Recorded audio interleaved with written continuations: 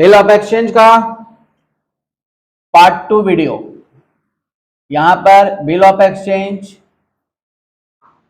यहां पर हम लोग अकाउंटिंग ट्रीटमेंट समझेंगे बिल ऑफ एक्सचेंज का, और जर्नल एंट्रीज किस तरह से करेंगे बिल ऑफ एक्सचेंज का, वो किस किस केसेस में और किसके किसके बुक में हमें करना है जर्नल एंट्रीज, इसका एक चार्ट बनाएंगे और उसके हिसाब से आपको समझाएंगे बिल ऑफ एक्सचेंज का। बिल ऑफ एक्सचेंज में यहां पर लिख दीजिए केसेस, मतलब जो सर्कमस्टेंसेस हैं। In the books of drawer पहला बुक्स है,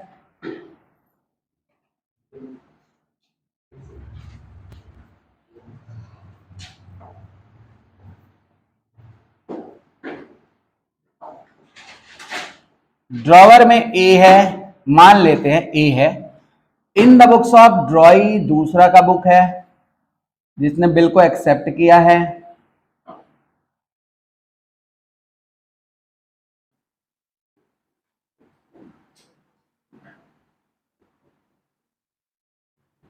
और ये है बी।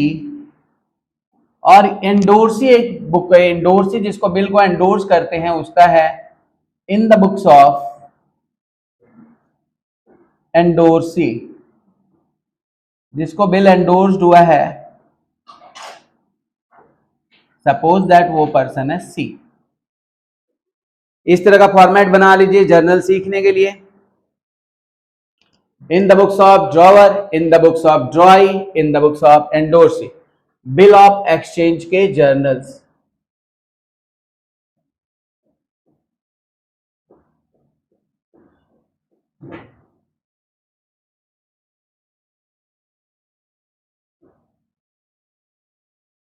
ठीक है,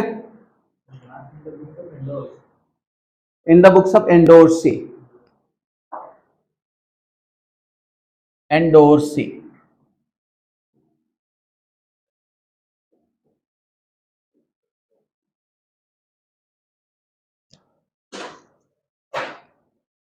ठीक है, सबसे पहले क्रेडिट ट्रांजैक्शन करने का जर्नल एंट्री होगा, जो हम परचेज और सेल करने से मान लेते हैं हमारा ये कहानी स्टार्ट हुआ है। तो सबसे पहले क्या हुआ है, व्हेन गुड्स सोल्ड और परचेज्ड, व्हेन गुड्स सोल्ड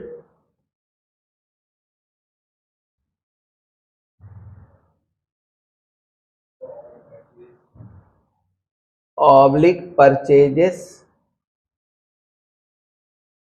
ठीक है, एक जन सेल करेगा तो दूसरा परचेज करेगा करेगा। अगर ये सेल करता है तो इसके बुक में जर्नल एंट्री क्या होता है, B account debit to sales. Narration में नहीं लिखता हूं, यहां पर आप समझ जाइए कि ये सेल कर रहा है और ये परचेज कर रहा है। ठीक है, B account debit to sales. Being good sold, अगर आप लोग लिख रहे हो तो देखकर लिख लो, बिंग गुड सोल्ड। यहां पर ये परचेजेस किया है तो परचेजेस एक्सपेंसेस होता है, all expenses and losses are debit होता है, तो परचेज डेबिट हो जाएगा इसके बुक में। और ये किससे सेल किया, किससे परचेजेस किया, ए से परचेजेस किया, ए अकाउंट होगा क्रेडिट, क्योंकि he is the giver as per the golden rule of accountancy, A is the giver, इसलिए द गिवर इज क्या होता है, क्रेडिट होता है, एंड द रिसीवर इज क्या होता है, डेबिट होता है। तो यहां पर ये बी को माल दिया तो बी रिसीवर हो गया, इसके व्यू पॉइंट से यहां पर ये डेबिट हुआ, सेल्स इनकम होता है, all expenses and losses are credit, इसलिए ये क्रेडिट है, सेल्स क्रेडिट है। समझ आया? तो ये हो गया आपका क्या, जर्नल एंट्री नंबर 1। जब ये बिल ड्रॉ करेगा और एक जन एक्सेप्ट करेगा, अब बी नंबर केस, मतलब यहां पे अभी केसेस शुरू नहीं हुआ है, bill drawn oblique accepted, bill drawn एक जन ड्रॉ करेगा ऑब्लिक एक्सेप्टेड और एक जन एक्सेप्ट करेगा। Bill drawn oblique accepted, draw कौन करेगा, ए ड्रॉ करेगा। इसके पास बिल आया, बिल नामक एक एसेट्स आया, आप बोल सकते हो बिल्स रिसीवेबल अकाउंट डेबिट। किससे आया? बी से आया ना। तो बी अकाउंट जो ऊपर डेबिट हुआ था, अब उसका डायरेक्ट रिलेशन क्या हो जाएगा? डेटर से वो डायरेक्ट बिल रिसीवेबल में कन्वर्ट हो जाएगा और बी के नाम को एक बार भूल जाएंगे, क्योंकि बी अब कैंसिल हो जाएगा। देखो बी यहाँ पे डेबिट हुआ था, यहाँ पे क्रेडिट हुआ था, कैंसिल। अब डायरेक्ट इनकम आपका बी आर हो जाएगा। डेटर का एक पार्ट होता है बिल ऑफ एक्सचेंज, सिंपल कहे तो रिसीवेबल ही है, बट डेटर बाउंड नहीं होते हैं, बट बिल रिसीवेबल वाले बाउंड होते हैं। जिन्होंने एक्सेप्ट कर लिया है लिखित पेपर पे, उनको पेमेंट करने के लिए बाउंड होते हैं। डेटर बैड डेट कर सकता है, bill of exchange bad debt कर सकते हैं, ऐसा नहीं है कि नहीं कर सकते हैं, लेकिन उसके लिए उनको कोर्ट में नाक रगड़ना पड़ता है, बैंकक्रप्ट साबित होना पड़ता है, इंसॉल्वेंट साबित होना पड़ता है, कंगाल होना साबित होना पड़ता है, समाज में इज्जत जाता है। समझ आया? अब बैड डेट वाले तो ऐसे ही बेइज्जत है, वो अलग मैटर है। तो bill receivable account debit to B account, समझ में आया? इसने बिल को ए अकाउंट डेबिट करेगा, ये टू बिल्स पेएबल, बिकॉज इसने बिल को एक्सेप्ट किया है। इसके घर में क्या होगा? B R account debit to B, और इसके घर में क्या होगा? A account debit to B P. इसके घर में अभी तक कोई बात नहीं पहुंचा। अब ये केस हो गया कि इसने बिल बना लिया। अब बिल ये 2 महीना के लिए बनाए या 3 महीना के लिए बनाए, पेमेंट और लेन देन तो जो भी होगा वो आफ्टर अ सर्टेन पीरियड ही होगा। तो बिल ऑफ एक्सचेंज करने के लिए यहां पर ये क्या करेगा? ये बनाएगा क्या बिल ऑफ एक्सचेंज में? केस नंबर 1 अब यहां से हम शुरू करते हैं। केस नंबर 1 क्या था? शॉर्ट में लिखेंगे, कीप द बिल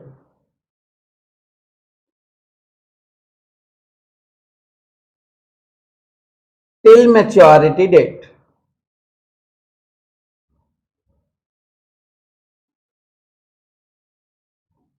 ये बिल को अपने पास रखेगा मैच्योरिटी डेट तक। बताइए, मैच्योरिटी डेट तक अगर बिल को अपने पास रखेगा तो इसको पेमेंट मिलेगा? काहे नहीं मिलेगा? मैच्योर होने के बाद ही तो बोले हैं, मैच्योरिटी डेट तक अपने पास रखा बिल। जब बिल का ड्यू डेट आया तो वो बिल को गया इंडोर्स, बिल को गया उसके पास, एक्सेप्टर के पास, मतलब ड्रॉई के पास, और बोला भाई मेरा पेमेंट ला। तो 2 ही केस हो सकता है, या तो वो पेमेंट दे सकता है या तो वो पेमेंट नहीं दे सकता है। तो अगर पेमेंट दे देगा तो उसको हम लोग कहते हैं ऑनर्ड ऑफ बिल। क्या कहते हैं? और जब पेमेंट नहीं देगा तो उसको हम लोग क्या कहते हैं? Dishonoured of bill. तो 2 ही केस हो सकता है। तो मैच्योरिटी डेट पर मान लीजिए बिल का मैच्योरिटी डेट आया और बिल ऑनर्ड हो गया। क्या हो गया? बिल ऑनर्ड हो गया।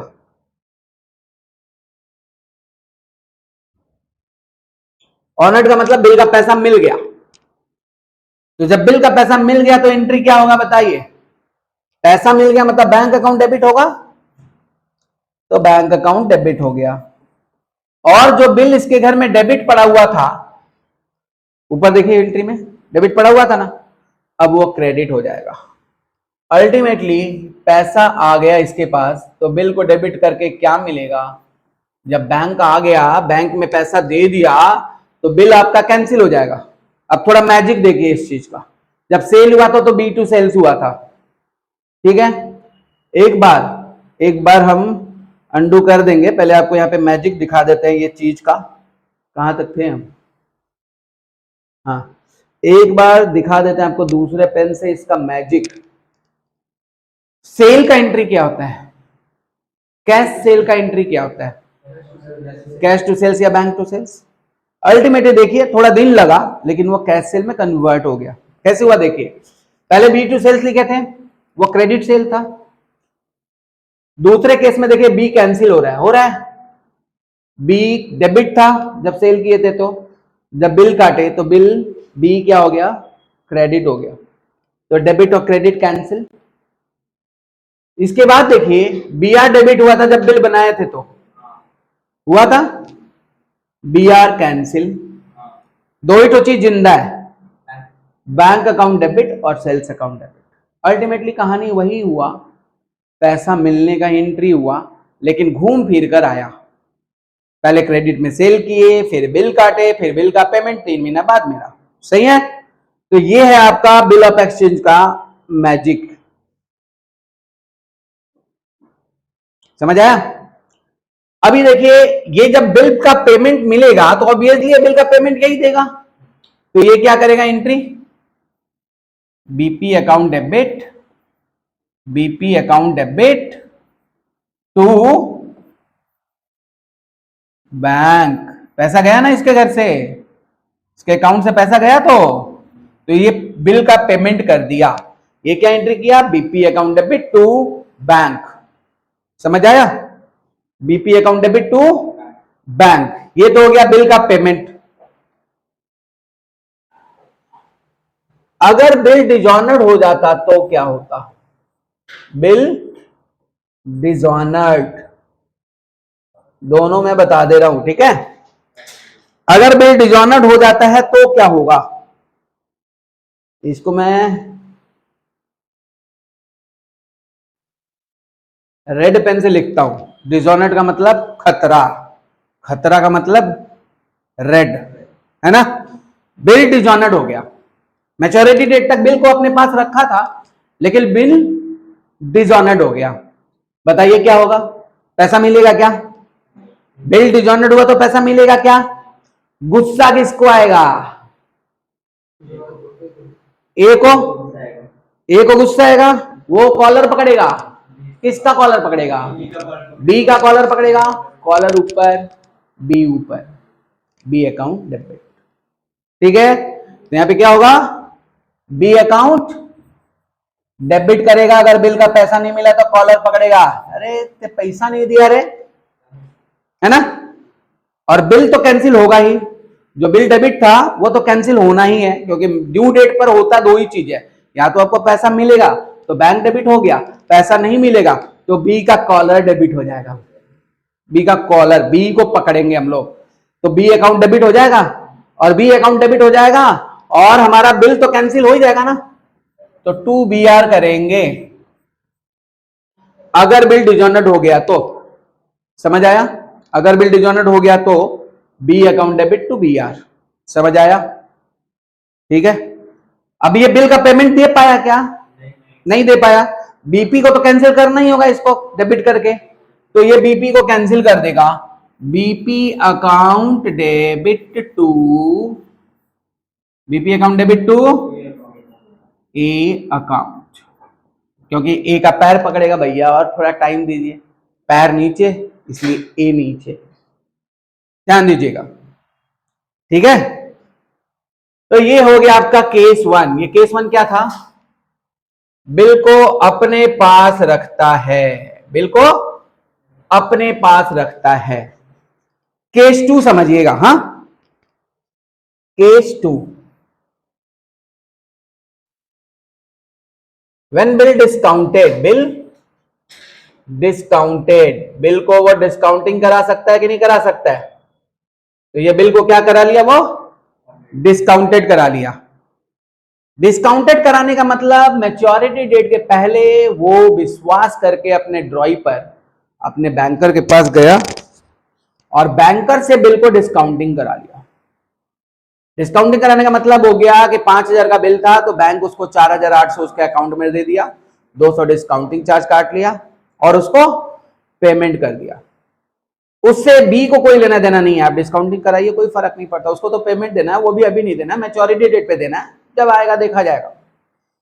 ए को पैसा बहुत जरूरी था, वो गया अपने बैंकर के पास और बिल को कर लिया डिस्काउंटिंग। बिल को क्या कर लिया, डिस्काउंटिंग। तो बिल जब वो डिस्काउंटिंग कराया तो एंट्री लिखा bank account debit, bank account debit, discounting of bill account debit, क्योंकि उसका खर्चा हो गया ना डिस्काउंटिंग चार्ज, तो discounting charge account debit to, bill तो जाना ही है ना, बिल तो क्रेडिट होना ही है, डिस्काउंटिंग करा लिया तो बिल आपके पास नहीं रहा ना, बिल तो चला गया, तो बिल क्रेडिट हो गया। जब वो डिस्काउंटिंग कराएगा तो बैंक में जितना आएगा वो बैंक में, डिस्काउंटिंग चार्ज का जो रुपया है 200 रुपया, समझ जाइए एक बार, 200 रुपया है, 4,800, हम 5,000 बिल का अमाउंट मान के चल रहे हैं, 2,000 200 रुपया हमारा डिस्काउंटिंग चार्ज हो गया, 4800 हमारे बैंक में चला गया और हमारे बिल में कितना आ जाएगा 5000। Is it okay?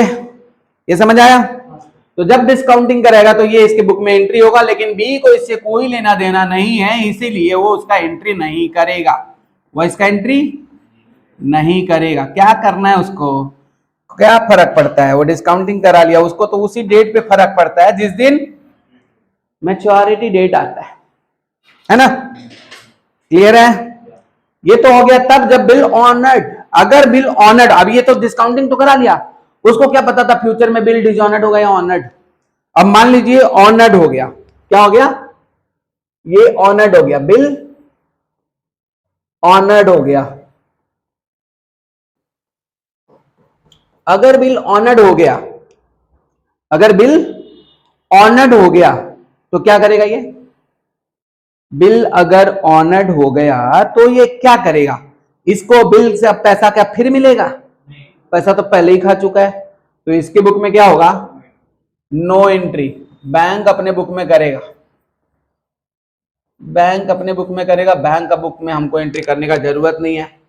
लेकिन ये पेमेंट तो करेगा ना, ये पेमेंट तो करेगा, पेमेंट तो यही करना है, तो ये क्या करेगा, BP2, BP2 बोलता क्या नहीं है तुम लोग, जोश दिखाओ।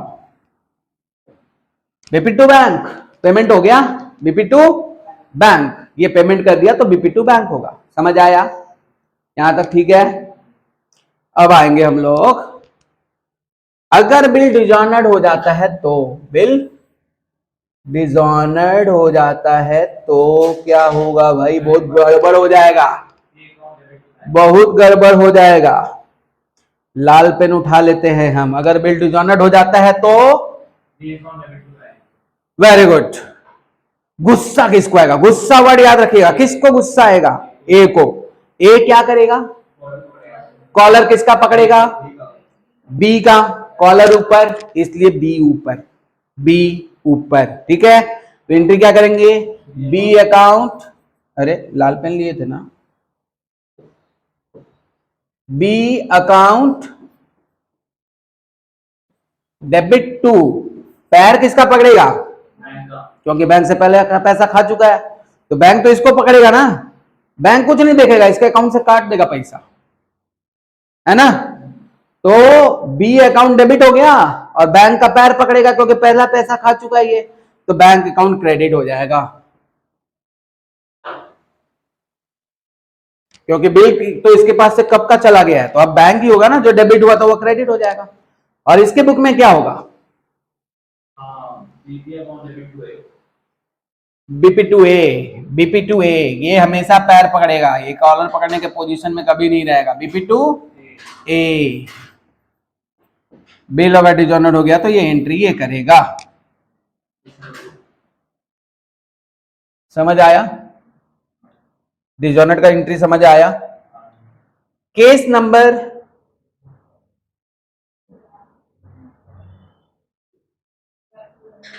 केस नंबर 3, केस नंबर 3 क्या है, एंडोर्समेंट।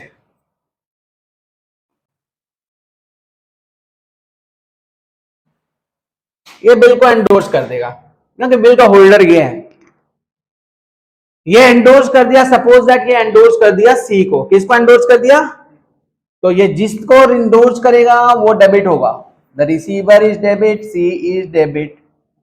और क्या एंडोर्स किया उसको, भाटा, बिल रिसीवेबल इसके पास से चला गया।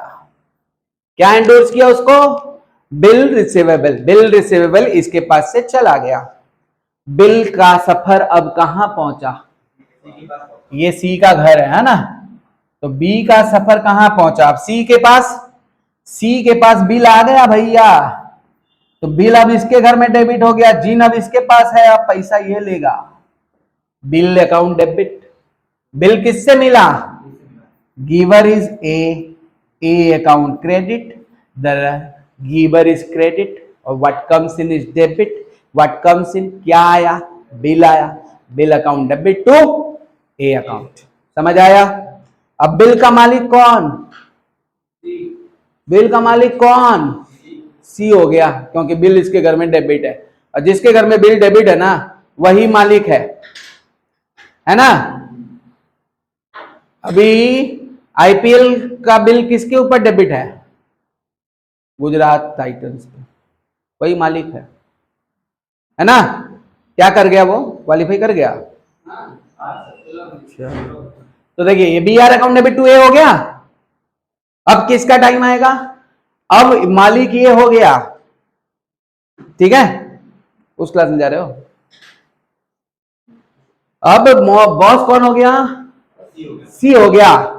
अब ये बिल के साथ चार तरह का ट्रीटमेंट कर सकता है, वही ट्रीटमेंट जो ए ने किया था अभी तक। ये भी किसी को बिल एंडोर्स कर सकता है, ये भी डिस्काउंटिंग करा सकता है, ये भी बिल को अपने पास रख सकता है, और ये भी बिल सेंड फॉर कलेक्शन कर सकता है। बट इसका मर्जी, जब होगा तब देखा जाएगा। एंडोर्स कर दिया, इसके बुक में नो एंट्री होगा, बिकॉज इसको क्या लेने देना है मैच्योरिटी डेट के पहले, क्या फर्क पड़ता है सर? इसको कोई फर्क नहीं पड़ता, क्योंकि ये एंडोर्स करे या डिस्काउंटिंग करे, before maturity date he has nothing to do, उसको कुछ नहीं करना। लेकिन जब मैच्योरिटी डेट आएगा और बिल जो है वो ऑनर्ड हो जाएगा, सपोज दैट एक ऑनर्ड बिल अगर ऑनर्ड हो गया, तो इसको कोई मतलब है? बोलता काहे नहीं तुम लोग? इसको कोई मतलब है? अरे ए को कोई मतलब है उससे? तुम लोग बोलता ही नहीं है। ए को क्या मतलब है? बिल तो वो एंडोर्स कर दिया ना। इसको कोई मतलब है? पेमेंट तो यही करेगा, नहीं मतलब है इसको, नहीं मतलब है, पेमेंट तो यही करेगा। BP account debit to bank, payment करेगा तो क्या एंट्री करेगा? BP account debit to bank, ठीक है। और इसका bank to B R. Suppose that कि ये बिल अपने पास ही रखा है, क्योंकि आप सबके केस में तो चार चार केस नहीं बता सकते ना। सपोज दैट कि बिल कोई अपने पास ही रखा है, तो बैंक टू बी आर हो जाएगा, समझ आया?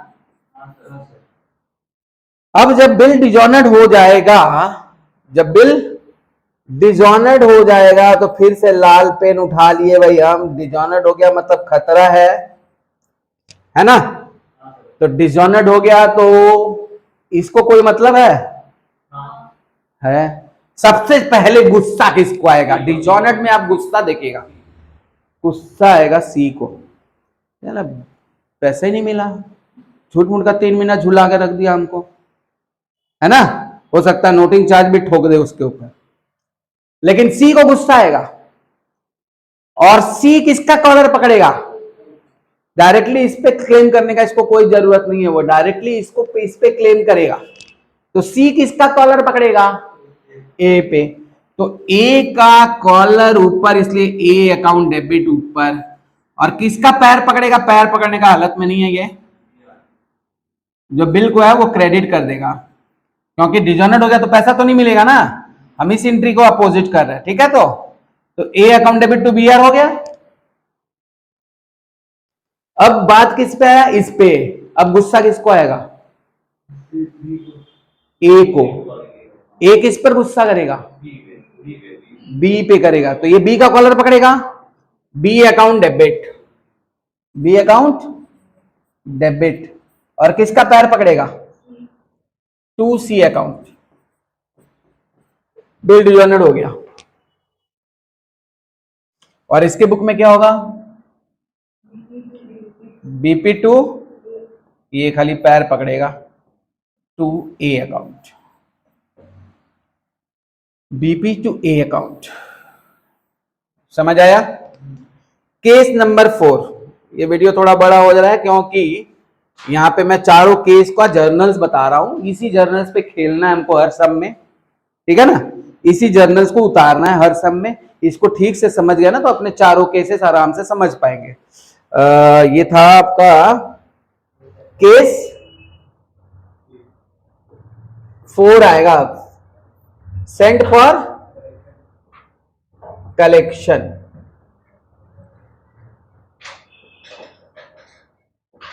पेन हटा लो भैया। सेंट फॉर कलेक्शन, जब कलेक्शन के लिए भेजेगा बिल को तो ये क्या एंट्री करेगा, bill sent for collection account debit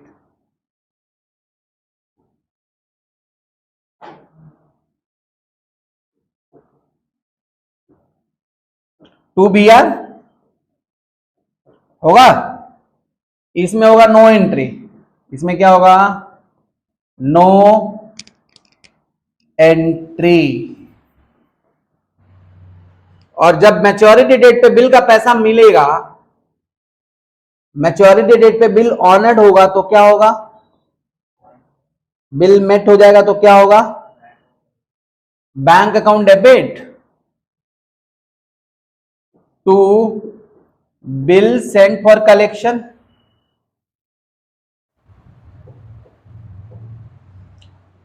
bill sent for collection BSC